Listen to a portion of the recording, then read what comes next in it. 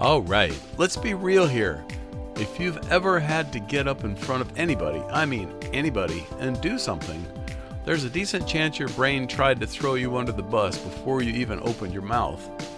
Doesn't matter if it's singing, speaking, pitching a song to a bigwig, giving a wedding toast, or just introducing yourself at a meeting where everyone's wearing those little sticky name tags. You know that moment. The one where your palms are sweating, your heart's pounding in your ears, and you start wondering if maybe, just maybe, you could sneak out the back door and nobody would notice. Yeah, we're going to talk about that. But first, don't you dare touch that scroll button, because today isn't just how to deal with stage fright. No, today is a masterclass. This is the spiderweb version, where each thread connects to the others. So by the end of this episode, you're not just ready to step up, you're ready to own it. We're going to get into icebreakers, plotting your moment, building a bridge in the middle, nailing the ending, and stacking wins like pancakes. Oh, and I've got a recipe for Parmesan and herb spaghetti that will also teach you about confidence. We'll talk about that a little later on. But first, I should probably tell you why I care so much about this. I've been a musician pretty much my whole life. At 5 years old, I got my first drum set, and I played it the way 5-year-olds play drums, with the subtlety of a jackhammer in a library. I drove everybody nuts. You can ask my sister. But I just kept playing. Then I started hearing original songs in my head. Picked up a piano, a recorder, a guitar, a bass, learned to read music, learned to get my fingers to work. If it made noise, I figured out how to make my noise. By the time I was 12, I started my first band, Electrical Vibrations, in Cary, North Carolina. We didn't even have a bass player, which is why I eventually became one. There weren't any bass players in my age in Cary, and I wasn't about to let that stop me. One day, somehow, I got up on stage in an auditorium in front of my entire student body. Let me tell you, I was scared stiff. Sweating bullets. I had never done anything like that before. I just wanted to play music, but here I had to go up on stage. The lights came up, and I couldn't even see the audience. But that didn't matter. My only thought was, don't mess this up. We launched into Proud Mary by Creedence Clearwater Revival, me singing and drumming, adrenaline coursing through my veins, sweat pouring off me, and not because the lights were hot, but because my body thought this was a life or death situation. I guess it added to the whole rock groove, though, because when we finished, the place erupted in a standing ovation. Right then, I knew I could do this. The fear didn't go away, but I learned something that day. Shove yourself out there, and sometimes the crowd shoves you back with applause. Since then, I've helped a lot of performers get over their stage fright. Many went on to have successful entertainment careers. Not only did they get on stage, they started to crave it.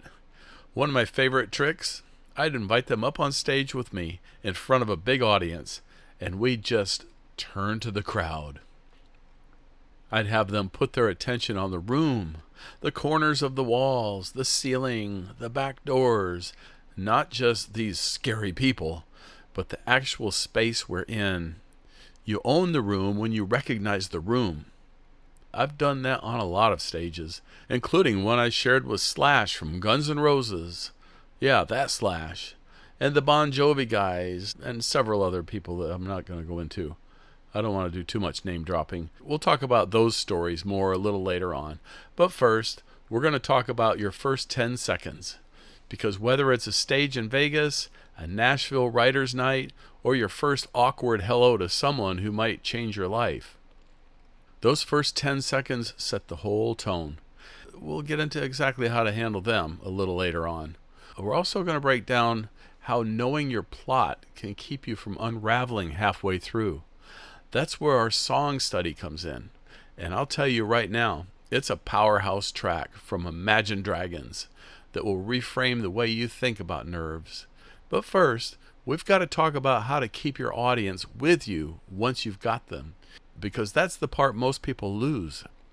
And somewhere in the middle of all this, we're going to make spaghetti. Yep, Parmesan and herb spaghetti. you'll see exactly why this dish is the perfect metaphor for stage confidence. Don't go thinking you can skip the food part. Trust me, there's a lesson in those noodles. Finally, we're going to land this thing with the killer ending, the kind that sticks in someone's head long after you've left the stage, the meeting, or the conversation. And then I'll show you how to take one win and use it to build momentum. That's how you go from "I survived that" to "I need to do it again." So keep your hand off the scroll button. We're about to weave this whole web. Icebreakers, plots, bridges, endings, and encores into a masterclass you can use for any high-pressure moment in your life. By the time we're done, you're not just going to walk on stage, you're going to want to.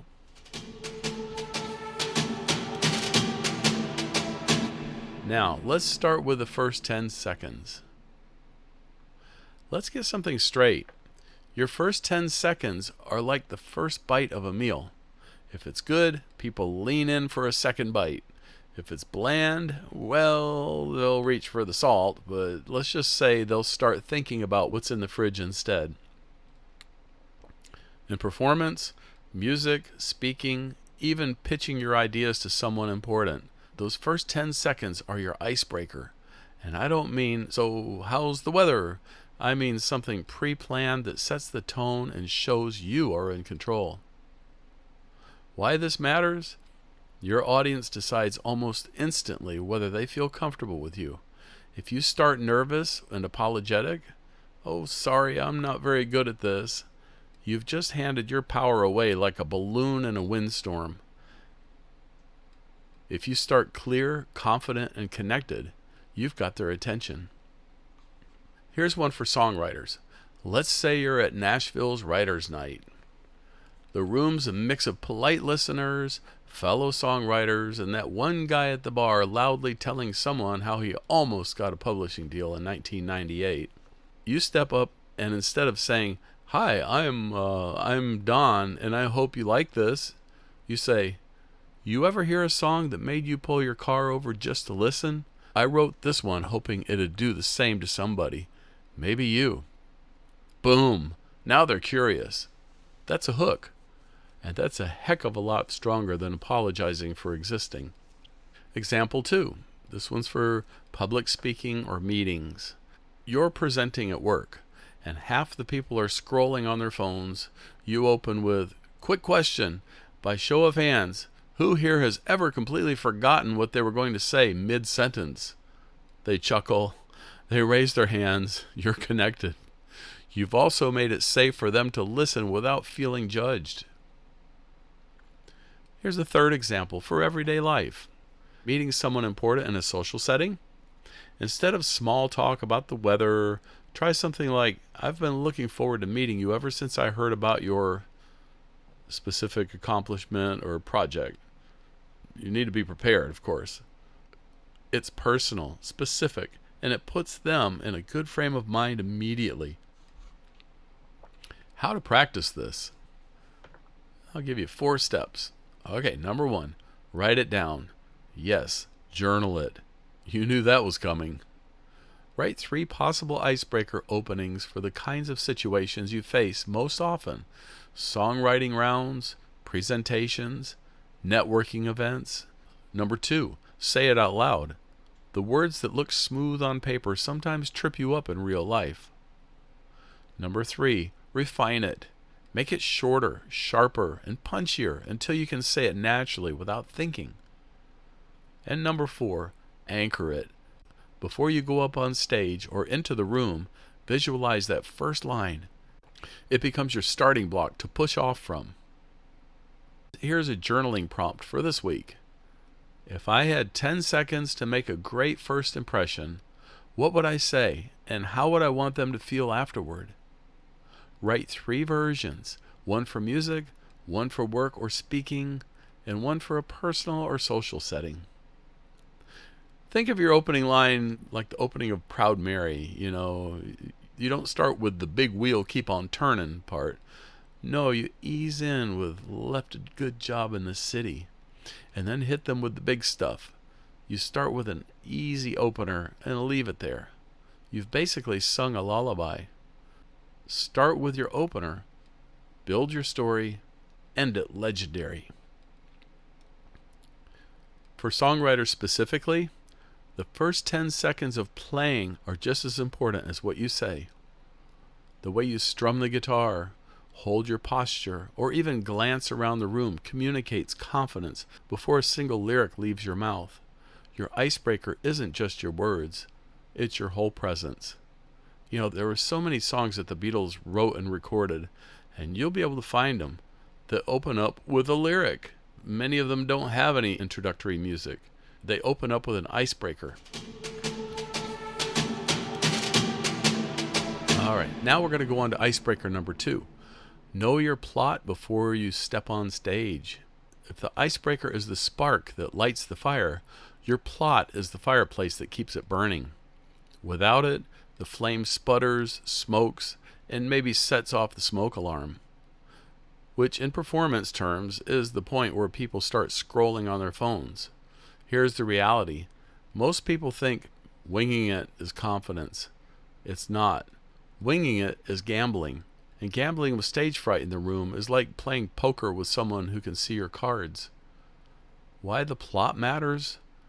A performance, whether it's a 3-minute song, a 15-minute keynote, or a 30-second pitch, it has a beginning, a middle, and an end. And just like a good story, each part needs to be planned to keep the audience with you. Think about your last favorite movie or book. If it started with an explosion, then meandered through a bunch of random scenes, then ended with nothing, you'd feel cheated. Same with performances. Your audience wants to feel they went on a journey with you, even if that journey is short. We're going to do a song study on this. This one is called Believer by Imagine Dragons. You've probably heard this on the radio or walking through the grocery store. No doubt you've heard this song. This is where Believer comes in. That song is a masterclass in emotional plot. The beginning, pain. First things first, I'm going to say all the words inside my head. It's raw, direct, no warm-up. You know exactly where he's starting from. The middle, transformation. The lyrics shift to what that pain taught him, how it forged him into something stronger. The end, declaration. By the time you get to the chorus, you're chanting with him. It's not about pain anymore. It's about power. You feel that spine running through the whole song. No flab, no filler, no confusion about where it's going. That's why it hits so hard and why it sticks. Application for songwriters? If you're playing 3 songs at a round, think of them as a mini arc. Your first song is the hook. Something accessible, relatable, maybe even upbeat to pull them in. Your second song deepens the connection. Vulnerability, story, something with emotional gravity. Your third song leaves them buzzing. A big finish, a laugh, or a goosebumps moment. All right, here's the application for speakers or performers. If you're speaking, your first 30 seconds should hook them, like icebreaker number 1. Your middle should deliver the core message or story, and your ending should stick in their memory like the final note of a favorite song. Don't meander. Don't start with your entire autobiography. Give them a reason to listen, a path to follow, and a payoff for sticking around. Here are some practical steps for you on building your plot. There's 4 steps. Number 1, define the destination first. Before you write a word or strum a chord, decide what you want the audience to feel at the end. Number 2, map it backwards. Once you know the end, decide what middle will get them there and what opening will make them want to go. Number 3, trim the fat. If it doesn't move the plot forward, it doesn't belong. We'll hit less is more next week, so don't go nowhere. And step number 4 on building your plot. Practice the flow. Run your performance in sequence. See where energy dips and make adjustments. Here's a journaling prompt for you. If my performance or conversation was a 3-act story, What would be my opening hook, my middle depth, and my final punch? Write this for a song set, a speech or presentation, or a personal introduction scenario. Plot is why Proud Mary works. If you think about the Ike and Tina Turner version of Proud Mary, they start their song nice and easy, build the groove, and by the end you've got the audience doing cardio in their seats. If you start nice and easy and stay there, congratulations, you've just invented the elevator music version of yourself. Key takeaways on this second icebreaker. Every song you play has its own mini plot, but your set should too. Even if you only get one song at an open mic, treat it like you're walking the audience through a story, not just playing notes. That's how they'll remember you and not just the melody. Okay, icebreaker number 3, the bridge, keeping them with you. Let me tell you something I learned the hard way. Most performances, pitches, and conversations don't fall apart in the first 10 seconds. They die in the middle. Why? Because the messy middle is where your adrenaline starts to fade. The crowd settles into listening mode, and your brain starts playing tricks on you. Am I losing them? Did I forget something? Oh no, the guy in row 3 just yawned. Do I suck? That's when you need the bridge. The musical bridge. In songwriting, the bridge is that fresh moment where you switch up the chord progression, the melody, or the perspective to keep the listener leaning in. It's not filler, it's the energy reset button. The performance bridge. In a live setting, your bridge could be a quick relevant story. Humor works wonders here. A change in pace. Slow things down for intimacy or kick it up for energy. Direct audience engagement, a question, a nod, a shared laugh. The bridge keeps you connected and makes sure the middle doesn't feel like a slog. Let's do some bridge moves for songwriters. Here's a mid-set pivot. If you've played 2 heavy ballads, switch to something upbeat or quirky to reset energy. Mini story intro. Tell a quick story behind the next song, where it came from, why it matters, and keep it tight. Audience inclusion. Have them clap along, sing a hook, or even hum a line before you start the song. Here are some bridge moves for speakers. Change position. Move to another part of the stage or closer to the audience for intimacy. Interactive check-ins. Ask a question that gets hands raised or voices heard. Personal aside or improv. Drop in a moment that feels off script to create a sense of authenticity. Here's a journaling prompt for you. What's one way I can re-engage an audience halfway through my performance, and how would I deliver it? Write 3 different bridge moves for a live music set, a business presentation, and a casual conversation with someone important. Think of the bridge like a bathroom break for your audience's attention span, except instead of letting them wander off, you're giving them a refreshing refill without losing their seat.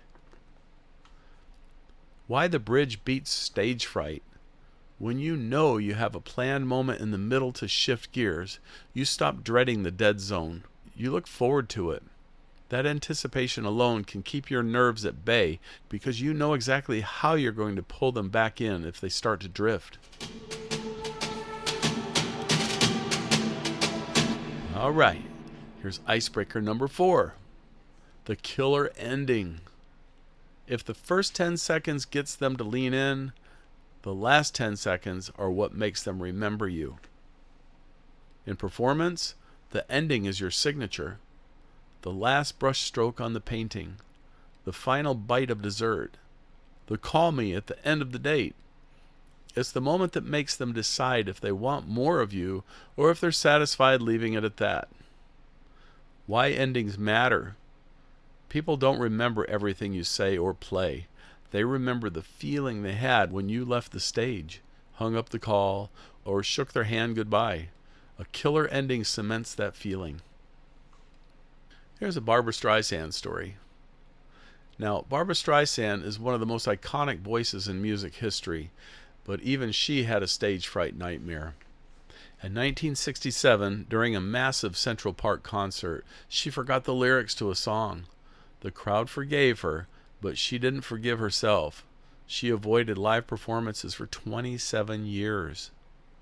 When she finally came back, she didn't just sing songs, she crafted her endings so they landed with surgical precision. Long, sustained notes, dramatic pauses, the kind of finish that makes people leap to their feet without thinking about it. She made sure the last thing they felt was awe. I saw Babs in concert in about 1995 in Anaheim, California. Interesting enough, I was seated right next to the iconic songwriter Barry Manilow. We'll save that for another episode. Anyhow, Barbra had the biggest teleprompter I'd ever seen. She had like 3 of them larger than her floor monitors. No doubt she learned her lesson on that painful night back in '67. Here's songwriter application for this icebreaker. If you're closing a set, don't throw away the ending with a casual, "Thanks, that's it." Let the last chord ring.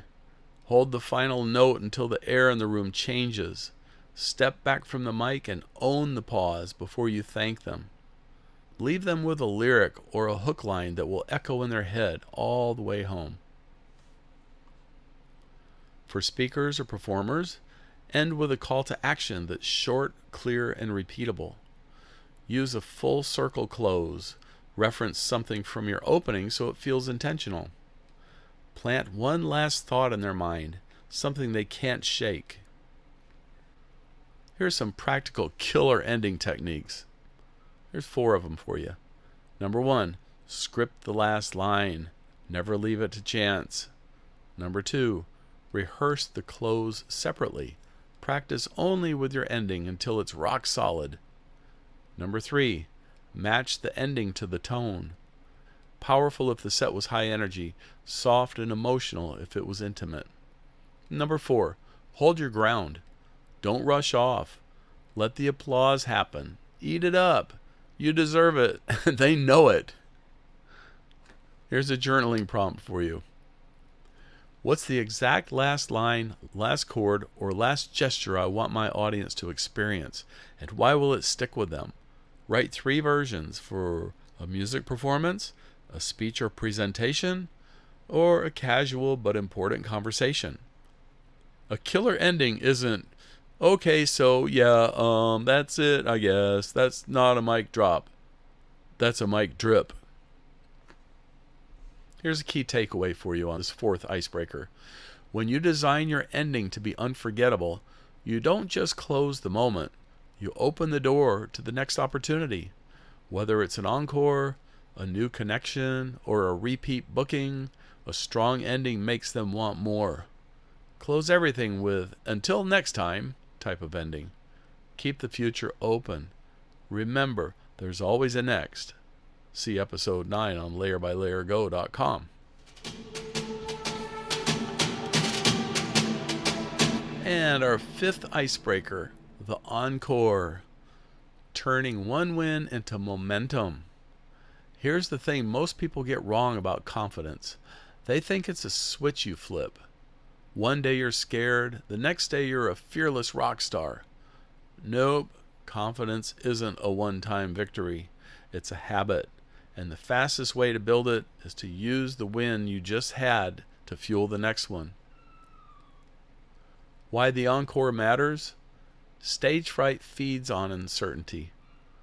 After a win, whether it's a song, a speech, or a conversation that went well, you've got the most valuable asset you'll ever have: proof. Proof that you can do it. Proof that the worst case scenario didn't happen. Proof that the adrenaline didn't kill you. It made you better. If you stop there, that proof fades. But if you leverage it quickly, it becomes momentum. This is the invite on stage technique. I've done this with countless performers, some of whom were terrified the first time they stepped into the spotlight. I mentioned this earlier in the episode in Icebreaker 3. I'd call them up in the middle of my set, Turn them toward the crowd and coach them right there in the moment. Put your attention on the room, the corners, the ceilings, the back wall. These are just people in your space. You could see their shoulders drop. They're breathing slow. By the end of the song, they weren't thinking about fear. They were thinking about the next time they could do this. That's the encore effect. Here's the application for songwriters. After a great show, immediately book another performance while the excitement is fresh. Send a clip of your best moment to a promoter or venue that hasn't booked you yet. Write down exactly what worked in that set while it's still clear in your mind. Here's application for speakers or performers. After a killer talk, send thank you notes to the organizer and new contacts. Share a short clip or quote from your speech on social media. Ask for another speaking slot or referral while the energy is still high. Here's a journaling prompt for you. What went right in my last performance, and how can I repeat or build on that within the next 30 days? Write it as a plan. One action you can take this week, one this month, and one in the next 3 months. Put a big red tab on that page in your journal. An encore isn't, well, that went well, I guess I'll crawl back into my bunker for 6 years. That's not momentum. That's witness protection. Here's a key takeaway for you. An encore isn't just about the audience yelling for more. It's about you telling yourself, I've got more to give, and I'm going to give it again. That's how you turn one win into a string of them, and eventually into a reputation.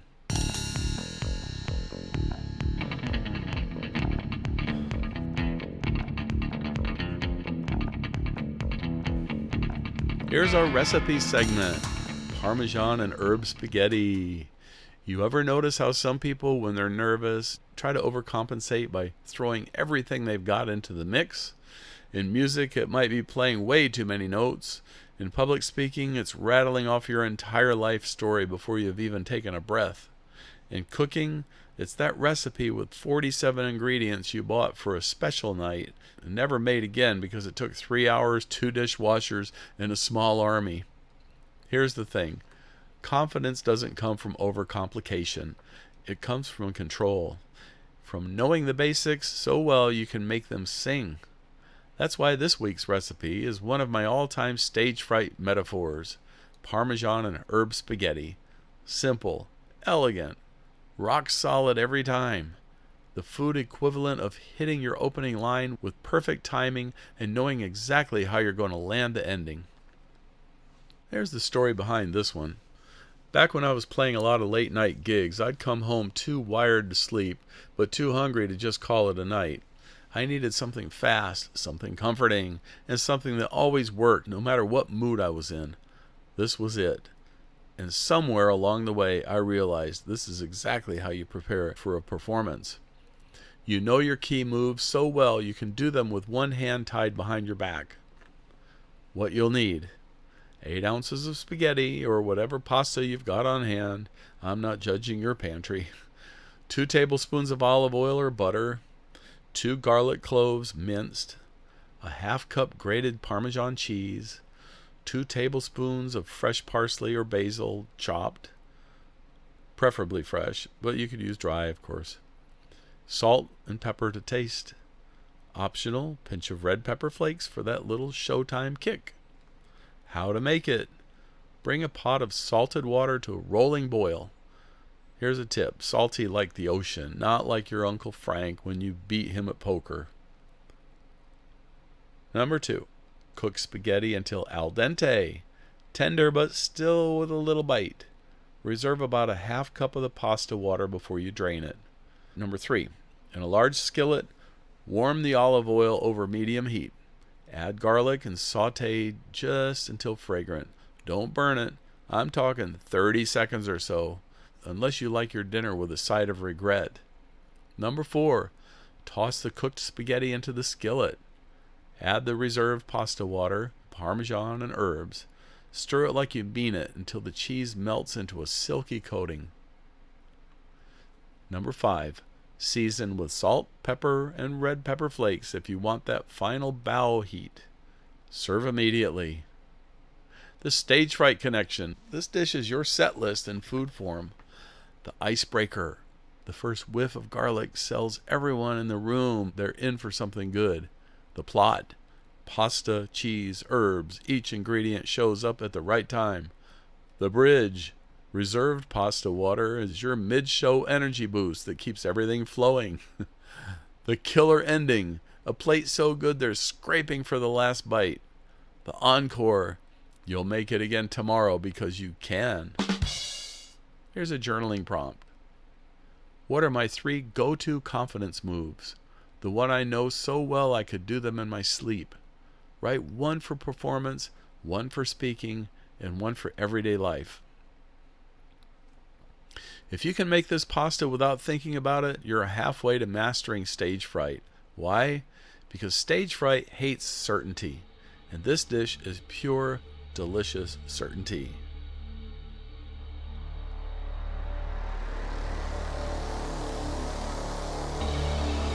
Okay, here's our weekly day in music. Before we close, let's go back in time to August 17th, 1985, when Shout by Tears for Fears was the #1 song on the Billboard Hot 100. That's 40 years ago today. You remember the one. Shout, shout, let it all out. These are the things I can do without. Come on. Repeat, repeat, repeat, repeat. Now, if there's ever been a song that fits our stage fright theme, it's this one. The whole message. Don't hold it in. Let it out. Let it all out. Shout doesn't creep onto the stage. It builds slowly but surely until it's filling the whole room. It's confident without being rushed. It takes its time and owns the space. That's exactly what you want to do when you walk up for a performance. Whether you're hitting a chorus in front of 2,000 people or starting your first conversation with a music industry pro. For songwriters, Shout is a masterclass in arrangement. Notice how each verse and chorus adds something new. A layer of sound, a vocal harmony, an instrumental hook, so it never gets stale. That's the same principle we talked about with building your bridge in the middle of a set so you keep people with you. And just like overcoming stage fright, the power of Shout comes from leaning into emotion, not hiding from it. The tension is the point, and the release is what makes people remember it. If you've been listening and thinking, man, I need to start writing this stuff down, I've got exactly what you need. The official Layer by Layer Go journal on Amazon. Your space for performance notes, set planning, and creative ideas before they vanish. You can grab it at layerbylayergo.com/journal. If you want to go further, there's the code, my action-based email system where you don't just read advice, you do it. Every mission moves you forward. No fluff, no filler, just results. This is an action-packed plan that will clear your head and open up your forward motion. layerbylayergo.com/code. CODE. And if you've gotten value from this episode or any other, you can keep the show running by supporting me at Buy Me a Coffee. That's at coffee, coff.ee/layerbylayergo. US listeners, toss $25 or more into the hat, and I'll send you a free CD copy of my classic album, A World of Our Own. So today we've talked about the spider web of stage fright, 5 icebreaker lessons to turn those shaky knees into a standing ovation. The first 10-second rule, know your plot before you step on stage. The bridge, keeping them with you. The killer ending.